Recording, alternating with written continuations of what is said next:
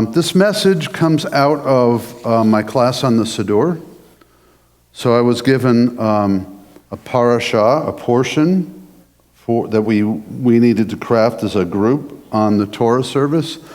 The main Torah was chapters 12, 13, 14, and 15 in Leviticus, which is all about uncleanness from bodily fluids and such.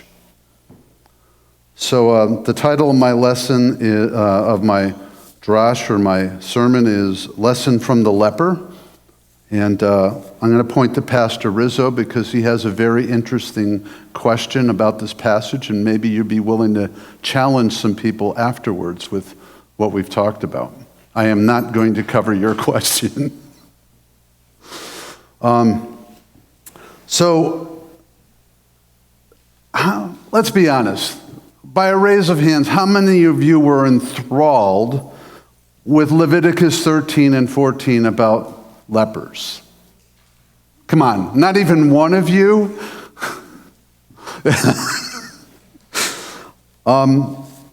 I just want to point out, and I think you'll see from today's sermon, that you know those really obscure passages that we struggle with? God has a reason why they're there. And as Pastor Rizzo has repeatedly over the course of his ministry and fellowship with us here, described the scriptures as a layer cake, and most people just eat the frosting off the top, right? And sometimes you need to dig down and follow something through the scripture to see why it's there, why it's a blessing, what God intended for you to see because of that. And certainly Leviticus 13 and 14 in and of themselves are like, what? But let's get into this. So the passage that I'm preaching out of is Mark 1, 40 to 45 in the New Testament. There's a similar passage in Matthew and a similar passage in Luke, but we're going to kind of work mostly out of Mark. So Mark says, "Now a leper came to him, imploring him, kneeling down to him and saying, 'If you are willing, you can make me clean.' Then Jesus, moved with compassion, stretched out his hand and touched him. And he said, 'I am willing, be cleansed.' As soon as he had spoken, immediately the leprosy left him, and he was cleansed. And he strictly warned him and sent him away at once. And he said to him, 'See that you say nothing to anyone, but go your way, show yourself to the priest, and offer for your cleansing those things which Moses commanded as a testimony to them.' However, he went out and began to proclaim it freely and spread the matter, so that Jesus could no longer openly enter the city, but was outside in deserted places, and they came to him from every direction." What do you know about leprosy? So I have this passage that I want to read. I'm going to read it because it's a little bit lengthy, from Dr. Fruchtenbaum as he comments on this passage. "The leprosy mentioned in the Gospels would refer to Hansen's disease, which is caused by bacterial infection. Mother Teresa served a leper colony, right? And this is what they were infected with, Hansen's disease. It's a bacterial infection. The vast majority of cases, the initial symptom is numbness in the fingers and toes, and if left untreated, the disease slowly progresses to the next stages. Yellowish lesions develop deeply in the skin of the genitalia, the face, the forehead, and joints. The hair growing in the affected area assumes the same color as the lesions. And as the disease progresses so slowly, it can take up to 10 years for the microorganisms to eventually penetrate through the cellular tissue and reach the muscles and bones.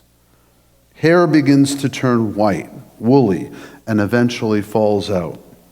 There are gelatinous swellings that form in the cellular tissue. As time progresses, the skin becomes hard, rough, and seamy. Large scabs form which fall off from time to time, exposing running sores. The nails swell, curl up, and fall off. There is a loss of mucous membrane resulting in constant bleeding gums. The nose stuffed, and there is a constant flow of saliva. Because the bacteria attack the nerves, the senses become dull.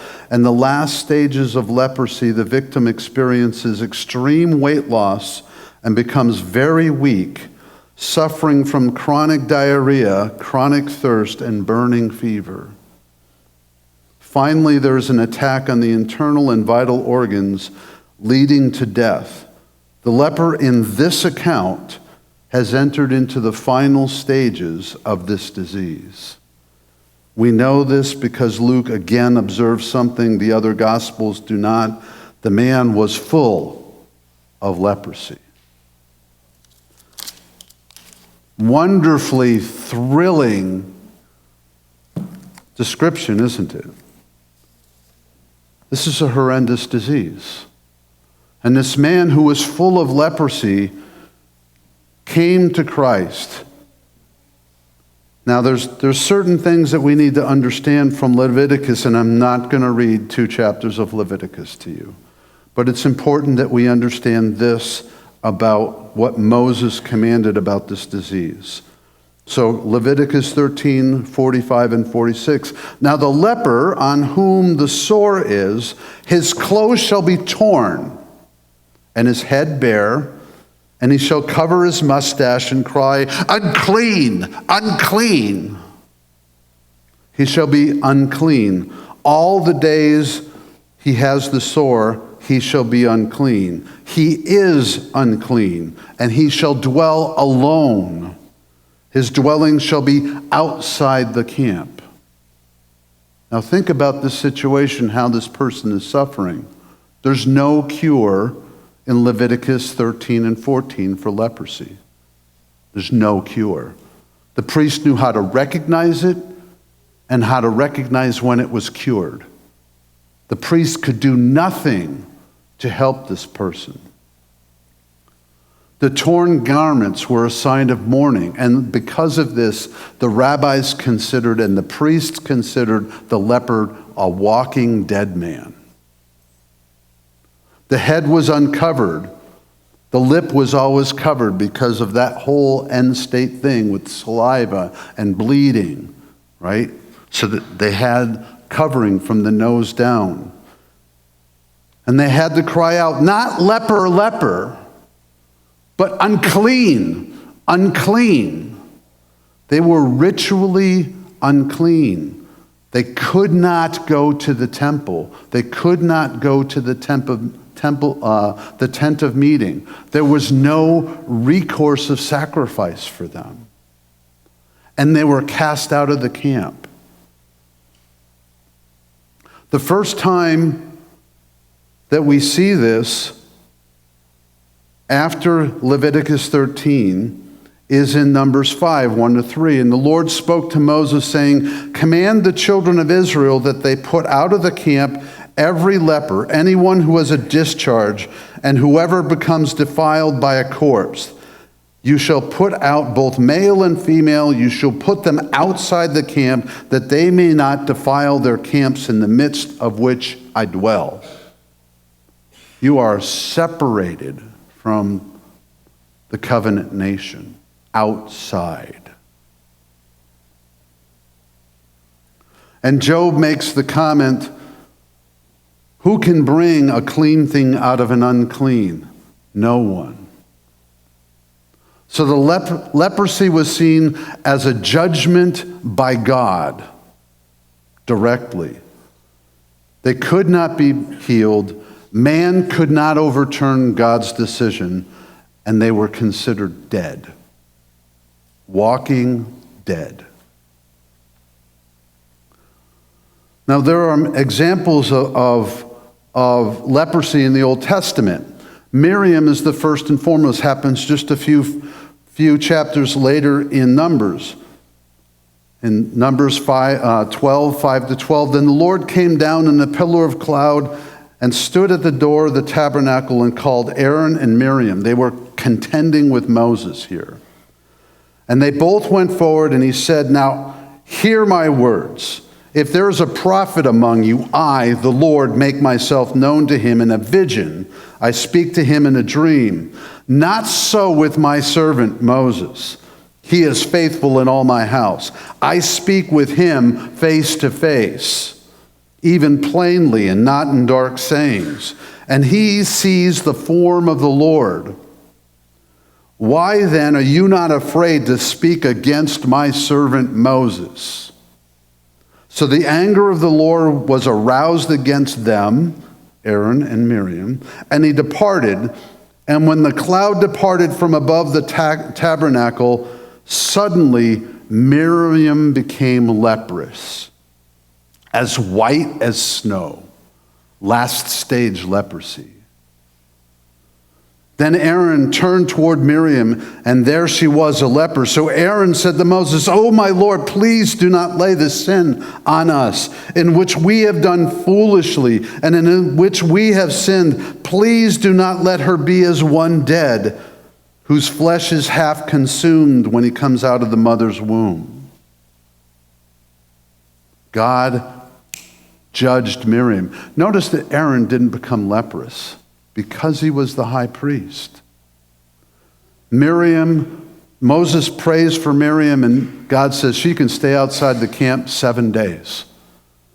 And when she's done that time in the corner, outside of the camp, she will be healed and she can go through the process and come back in. So she's going to go outside the camp and be a leper for 7 days.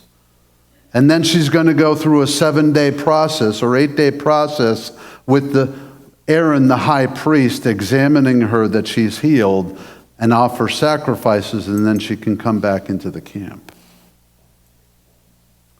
There's only one person who was healed of leprosy in the Old Testament. And Christ made a point of saying this in his hometown, and that was Naaman, the Syrian general. He was a Gentile. He came to Elijah, and Elisha sent his servant Gehazi out, and he says, "Go wash in the Jordan 7 times." And he threw a fit. "Oh, there's better rivers where I live." And the little Jewish servant girl that was with him said, "What more than if you being unclean, if the prophet tells you to go and wash?" So he went and washed, and he went down 6 times, and he came up 6 times, still a leper. And he went down the 7th time, and he came up clean. He came back to Elijah and said, "Let me give you something for this." And Elijah's like, "No, God healed you." And then after that, when he left, he asked Elijah, "Is it okay if I take some dirt home with me, as much as my mule can carry?" And Elijah's like, "Sure." Right? Why did he do that? Because he's thinking like a pagan, that this is the God of this land. If I'm going to worship this God, I need to have this land where I live, so that I can stand on his ground and worship him. And he asks forgiveness ahead of time of going into the temple with his king, because he served the king, for when his king bowed down to his God, not my God anymore, and I would come out. And he goes away, and then Gehazi goes after him and said, "Oh, the prophet changed his mind. We would like some of the treasure you offered us." Right? And what happened to Gehazi? He said, "Now the leprosy which was cured from him is upon you, because you just slandered God to the pagan man whose heart God changed." And then the last one, most startling, is King Uzziah. You know, Isaiah chapter 6, the year that King Uzziah died, "I saw the Lord high and lifted up." Uzziah was a great king until the very end. And he, in his head, with wrong thinking, decided, "Oh, I'm going to go into the temple as king and burn incense like the high priest." And the priests are resisting him, and while they're resisting him, leprosy broke out. And from that point forward, he lived outside the camp, even though he was king. And he died a leper. God judged him. So that's what we know about leprosy. The only good thing we have about leprosy is Naaman's healing. And oh yeah, in Kings and Chronicles, there's these 4 lepers who end up bringing good news that God has destroyed the army back to the northern kingdom. So they were heralds of good news that God had defeated the enemy. So as we go back to Mark chapter 1, Mark chapter 1 says, "Now a leper came to him, imploring him, kneeling down to him and saying to him, 'If you are willing, you can make me clean.'" Luke says that he was full of leprosy, last stage leprosy. He is dying. He's a mess. And he probably came walking up, "Unclean, unclean." And he drops to his knees. Matthew says he worshiped him. Luke says he prostrated himself. He fell on his face. As a matter of fact, I have Luke here. "And it happened when Jesus was in a certain city that, behold, a man who was full of leprosy saw Jesus, and he fell on his face and implored him, saying, 'Lord, if you are willing, you can make me clean.'" All 3 Gospels repeat the same thing that he said. If you desire, if you wish, it's theleo, the desirous will. If you desire, you can make me clean. You may make me clean. What kind of trauma was going through his head? And he came and he worshiped. He prostrated himself before Jesus. He came in trust. He had no other recourse. And he's coming into the city. Now Jesus' response. Jesus was moved with compassion. He stretched out his hand and he touched him. And he said, "I am willing, be cleansed." And as soon as he had spoken, immediately the leprosy left him and he was cleansed. It's interesting because the same words, right? Similar words are said by both the leper and him. Jesus had compassion for him. He was moved to feel sympathy, to take pity on this man. And that's the way that God deals with repentant lepers. Now, look at the Old Testament. All of these things are based in speech and the mind and the heart. Leprosy in the Old Testament was a physical judgment, obvious to all, of something that was spiritually a problem in that person's life. Miriam, it was slander. Gehazi was slander. But the rabbis had a whole list of what could cause leprosy with no healing. And this leper and this incident is the first, outside of the Torah, so Miriam aside, this is the first Jewish healing that we know of leprosy. Jesus is moved by compassion. He takes pity on this man who comes to him not asking to be healed, but asking to be made clean. He wants to be part of Israel again.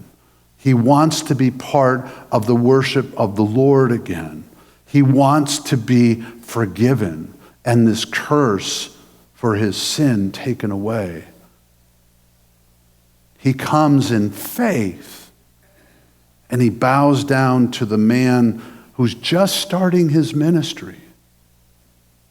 He knew enough about what Jesus was doing to come to him. Now maybe, I'm sure that he's not thinking of a Messiah that's going to die on the cross for his sins, right? Let's get that picture out of our mind. But maybe he's thinking like Elijah. It's Elijah. And Elijah cured Naaman. Well, actually, God did that. Elijah really didn't have much to say. He didn't even talk directly to Naaman.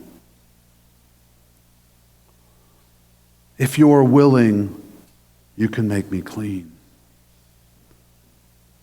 And Jesus does, his response is audacious. I love that word because a lot of the stories we read in the gospel are absolutely beyond, right? They're just crazy. In the culture, he felt compassion. He reached out his hand and he touched him. How long had it been since somebody, even a prophet or a priest, touched him? And he said, I am willing. And he commands him to, it's a participle, it's aorist, so it's start being cleansed. And immediately the leprosy left him. It's like he dismissed an evil spirit. And he was cleansed. After he cleansed him, he strictly warned him, going on in verse 43, and he strictly warned him and sent him away at once. So he's warning him to do these things. And he said to him, see that you say nothing to anyone, but go your way, show yourself to the priests, offer for your cleansing those things which Moses commanded as a testimony, not to you, to them. However, he went out and began to proclaim it freely and to spread the matter so that Jesus could no longer openly enter the city, but was outside in deserted places, and they came to him from every direction. Don't read into those last verses that the man disobeyed. This guy went straight to the temple. He wanted to be cleansed. He wanted to be part of Israel again. He wanted to be back in the worship of God, not only healed, but back as part of God's people, right? He would definitely have gone straight to the temple. The problem is he didn't keep his mouth shut. Look what Jesus did to me. I met a man, Jesus of Nazareth, and he made me clean. He was overflowing with praises for Jesus. But Jesus sent him on a mission. And we don't necessarily see that here.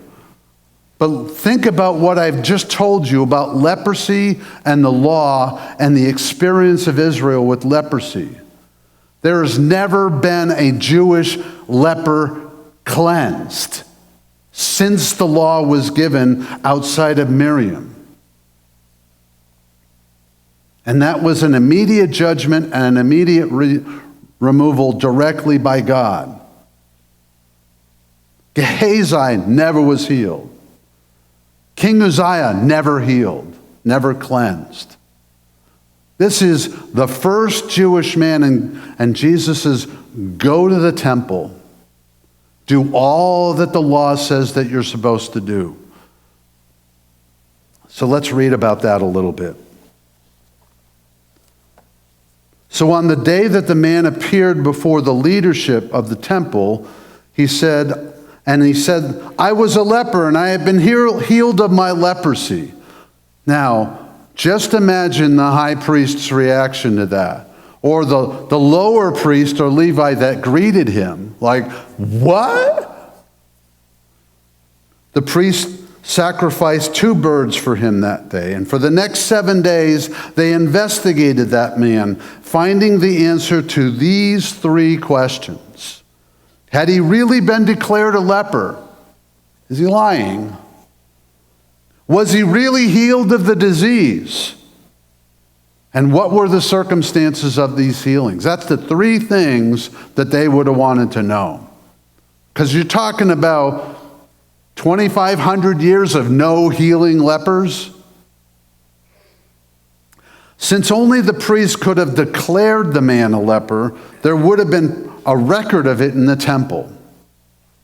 That happened at some point in his life. This would have answered question 1. The 7-day inspection would have proven that he had indeed been healed of the disease. An answer to question 2. And the investigation of the healing finally would have revealed that a man named Yeshua of Nazareth was the one who healed the leper, shedding light on question 3. In other words, the first recorded healing of a Jewish leper could not be ignored. This, a unique miracle, had indeed occurred. A miracle that only God can do. Now it's interesting that if you read the scriptures after this in the Gospels, there are like 5 controversies in Mark that follow directly after this. And an investigatory team must have gone out. Where's Jesus of Nazareth? Right? Where's Yeshua? Where's this man named Yeshua? He healed a leper? And that's part of what's happening here, because the rabbis came out, the priests came out, they all want to meet Jesus, they all want to meet Yeshua. They're asking where he is because he's out in deserted places, and there's more and more people coming to him, and the leadership is confronted with an issue. Like, who is this man? Where does he come from? What's he teaching? Who's authorized him to teach?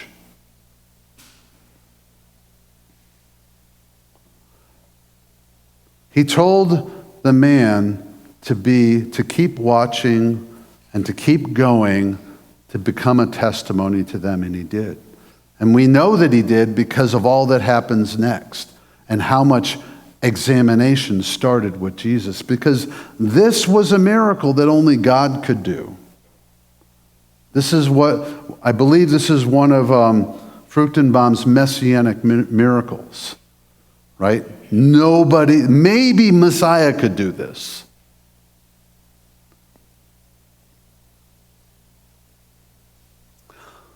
So it comes down to this, when we look at this, how does this relate to us, right? I'm not a leper, certainly not Jesus, right? There's a lot of players in this story. There's the people who came out to Jesus, right? And some were coming because they needed something.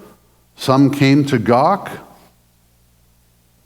Some came because they heard he was providing bread and fish, right?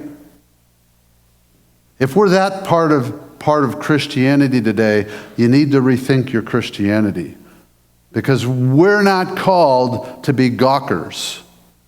We're not called because, hey, they have a great buffet there or a good men's breakfast. And I'm not decrying us having, community fellowship and meals and stuff like that. That's all great. It's a great opportunity to talk to people.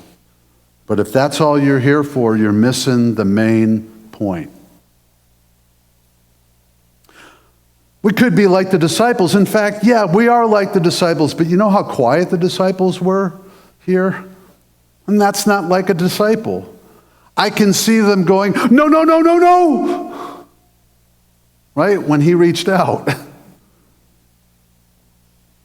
And that's Pastor Rizzo's question, so go talk to him about that. Let him infect you with his conundrum.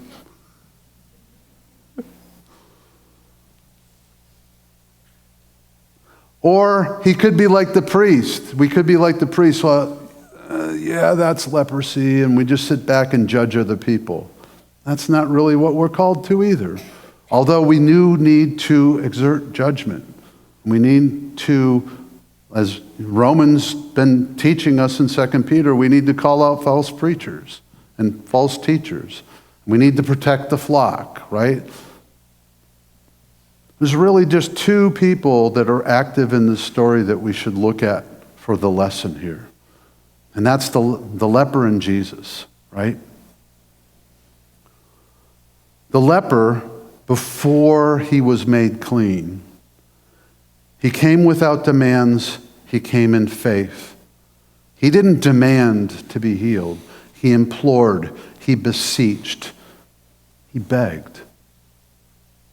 He fell down before Messiah.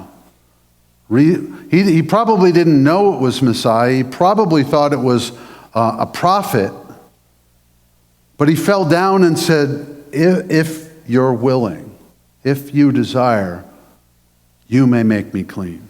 He had faith, knowing that if the decision was made, he would be made clean. And that's the point of contact with absolutely everyone in this room, whether they're a believer in Messiah or not. Because Isaiah tells us, but we are all like an unclean thing. And all our righteousnesses are like filthy rags. We all fade as a leaf, and all of our iniquities like the wind have taken us away, and there is no one who calls upon your name, who stirs up to take hold of you, for you have hidden your face from us, and we are consumed because of our iniquities. And you know what? That's Isaiah, but he's talking about the unbelievers. And Paul, even though he doesn't quote this passage out of Isaiah 64, boy, is it there clearly in Romans chapter 3 and Romans chapter 4 and Ephesians chapter 2. So all of us, whether you're a believer or an unbeliever, at one point or other, maybe in the past, maybe here right now, we are the leper. And we have leprosy, or had leprosy. Stage 4, dead to God, undone, under judgment. And if that's where you are today, there's only one resolution, and that's to go and fall down before Messiah and say, if you're willing, you can make me clean.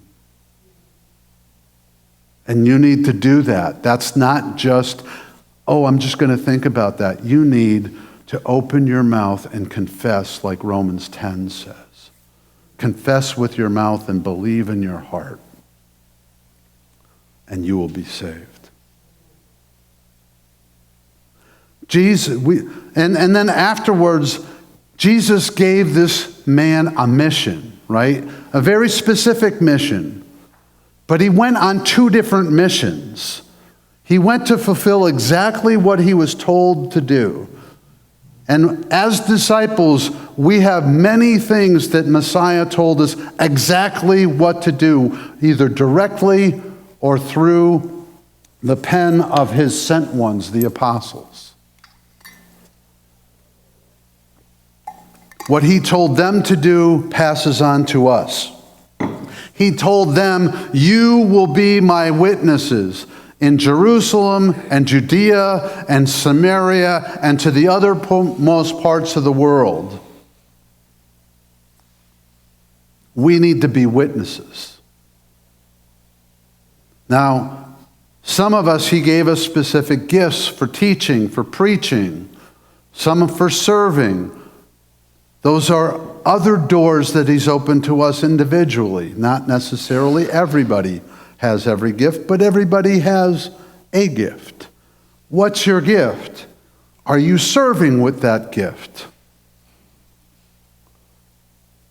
This man was sent on a mission to start the investigation. And that investigation led directly to the cross, where Messiah bled out for us. And his blood washes us clean like he spoke the leper clean.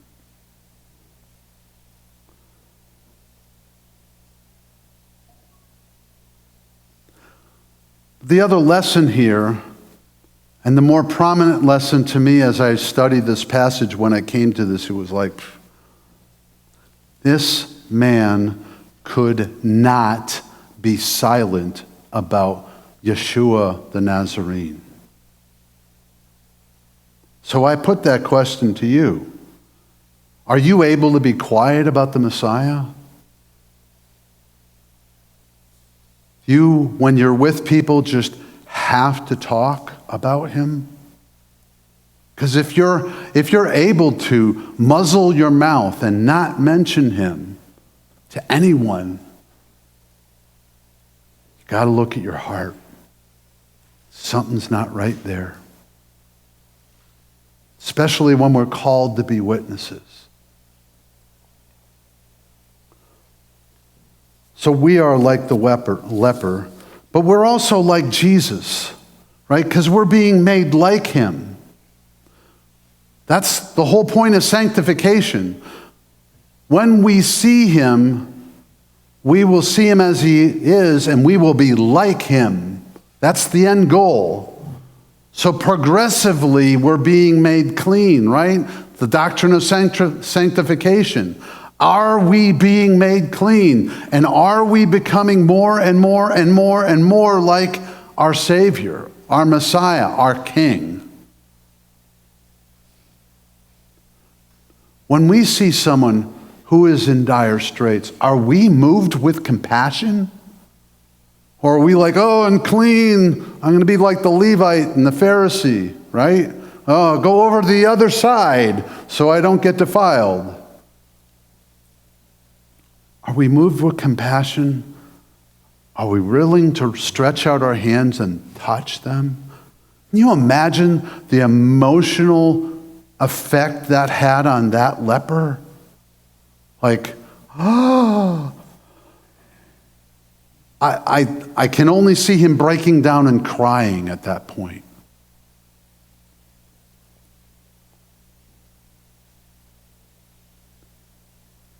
And are we used of God to bring him the cleansing that he needs? The time when we need to open our mouth and speak about the gospel and step over the line of pleasant society that says, oh, your religion is just for you, keep it to yourself.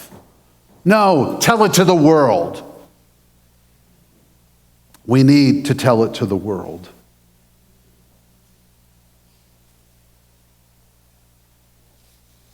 So I'm going to close with a quote and a question. The quote is from Paul Washer. So many people think that the gospel is for lost people. The gospel is for lost people. But it is even more for converted people, for believers.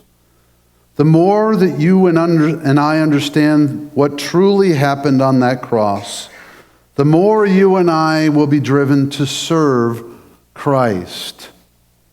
Not out of legalism, not out of some fear or dread, but simply out of joyful appreciation.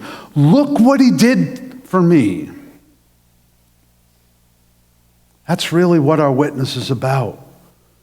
Now, we can inform that with scripture verses. We can inform that with theology. We can inform that with apologetics. But at the base, look what he did for me. He transformed my life. I was dead, and now I'm alive. I was in darkness, now I have light. I was undone, and now I have shalom. And we are commanded to take that to the ends of the world and to make disciples of whoever will listen. Not everyone's going to listen. So I leave you with a question, and then I'll close in prayer, and the guys can come up and lead us in song. The question is simply this: are you willing? Are you willing to learn and grow? Are you willing to open your mouth? Are you willing to be compassionate? Are you willing to go out and speak the things that you're commanded to speak? Are you willing to serve our King?